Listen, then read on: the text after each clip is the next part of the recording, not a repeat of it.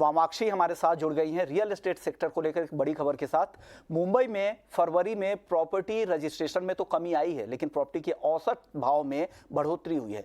क्या है पूरी डिटेल्स, वामाक्षी बता रही। वामाक्षी बताएं। बिल्कुल, अगर हम देखते हैं कि नाइट फ्रैंक की तरफ से जो रिपोर्ट आई है उसमें इंडिकेट किया जा रहा है कि प्रॉपर्टी सेल्स रजिस्ट्रेशन करीब 11% से गिरे हैं ईयर ऑन ईयर बेसिस पर। जो टोटल प्रॉपर्टी यूनिट्स जो सोल्ड हुए थे वो 10,379 यूनिट्स से गिरकर 9,268 यूनिट्स पर आ चुके हैं।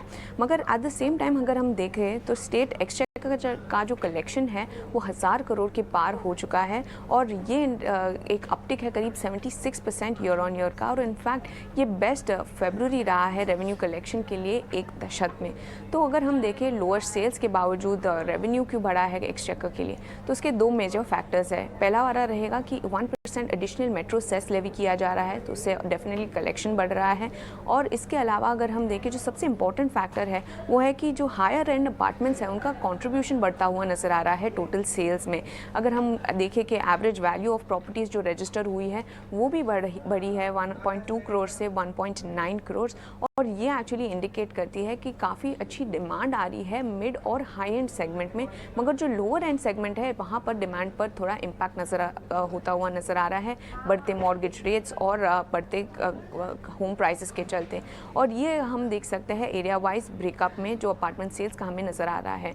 तो अब हम देख रहे हैं कि 500 स्क्वायर फीट के जो अपार्टमेंट्स हैं उनका मार्केट शेयर गिरा है मार्जिनली 35% से 34% सिक्वेंशियली अगर हम देखें। मगर जो 500 से 1000 स्क्वायर फीट के जो अपार्टमेंट्स हैं इनका मार्केट शेयर 48% से 45% तक गिर चुका है।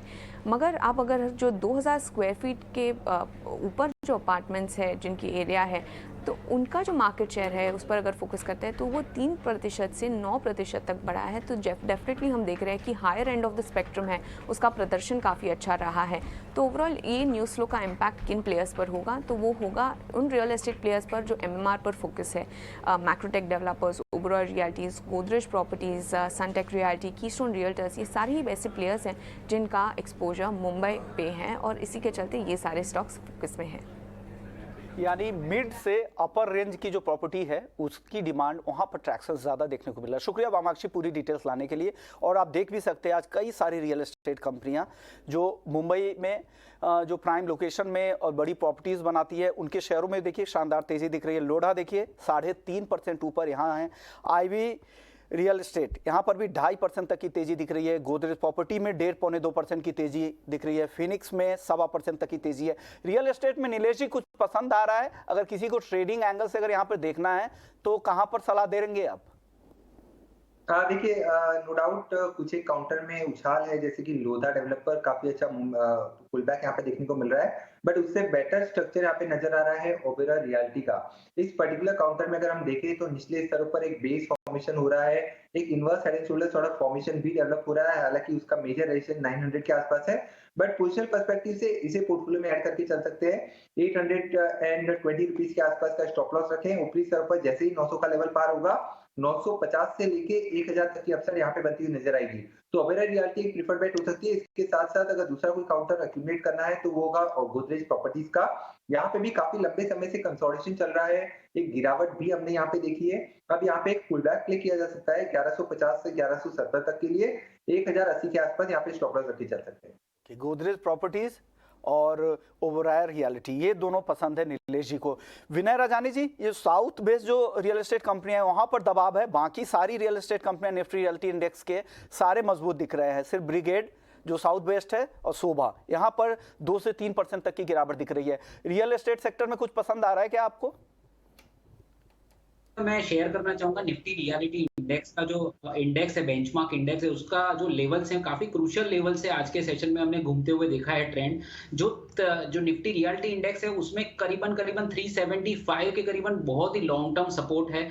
जो जून मंथ में जो लो बना था वो करीबन 370 के करीबन था, और 2018 में जो टॉप बनी थी वो करीबन 370-375 के करीबन थी, और अभी जो रिसेंटली हमने लो बनते हुए देखा है निफ्टी रियलिटी इंडेक्स में वो 379 का है। तो एक लॉन्ग टर्म सपोर्ट से ट्रेंड रिवर्स हुआ है। ऐसा भी हो सकता है कि ये अल्टीमेट ट्रेंड रिवर्स हो जाए और ये not a pull back but ultimate reversal भी हो सकता है, देयर इज अ चांस। तो प्रोबेबिलिटी अच्छी है और अच्छे सपोर्ट से घूमना बहुत ही अच्छी साइन है। तो भले ही साउथ बेस्ड के स्टॉक्स अभी परफॉर्म ना कर रहे हो, बट ओवरऑल अगर मैं इंडेक्स की बात करूं तो अच्छे खासे सपोर्ट से, स्ट्रॉन्ग सपोर्ट से रिवर्स हुआ है। तो डेफिनेटली सभी स्टॉक्स इसमें से बाउंस बैक हो सकते हैं। काफी सारा बड़ा फॉल हमने बहुत सारे स्टॉक्स में देखा है। तो DLF, Prestige Estate, Sobha Developers as well as the stocks like Oberoi Realty, तो ये सब यहाँ से रिकवरी के और चल रहे हैं। थोड़ा जिगजैग होता है, बट अगर 2 से 3 वीक का व्यू लेंगे तो ऐसा हो सकता है कि यहाँ से अच्छी खासी रिकवरी रियल एस्टेट सेक्टर में हो सकती है। तो रिलेटिवली अगर ये रियल एस्टेट सेक्टर में से चार्ट के तौर से देखने जाए तो ओबेरॉय रियलिटी का चार्ट सबसे स्ट्रॉन्गेस्ट है,